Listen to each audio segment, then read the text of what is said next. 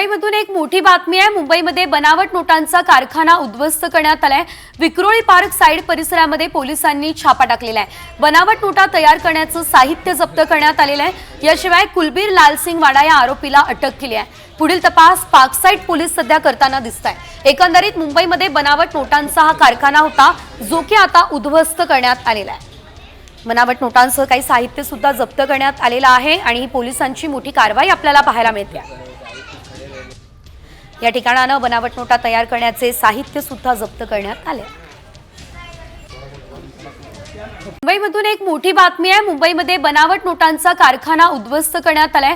Vikhroli park side परिसरामध्ये पोलिसांनी छापा टाकलेला आहे। बनावट नोटा तयार करण्याचं साहित्य जप्त करण्यात आलेलं आहे। याशिवाय कुलबीर लालसिंग वाडा या आरोपीला अटक केली आहे। पुढील तपास पार्कसाइड पोलीस सध्या करताना दिसतायत। एकंदरीत मुंबईमध्ये बनावट नोटांचा हा कारखाना होता, जो की आता उद्ध्वस्त करण्यात आलेला आहे। बनावट नोटांसह काही साहित्य सुद्धा जप्त करण्यात आलेलं आहे आणि पोलिसांची मोठी कारवाई आपल्याला पाहायला मिळते। या ठिकाणानं बनावट नोटा तयार करण्याचे साहित्य सुद्धा जप्त करण्यात आले।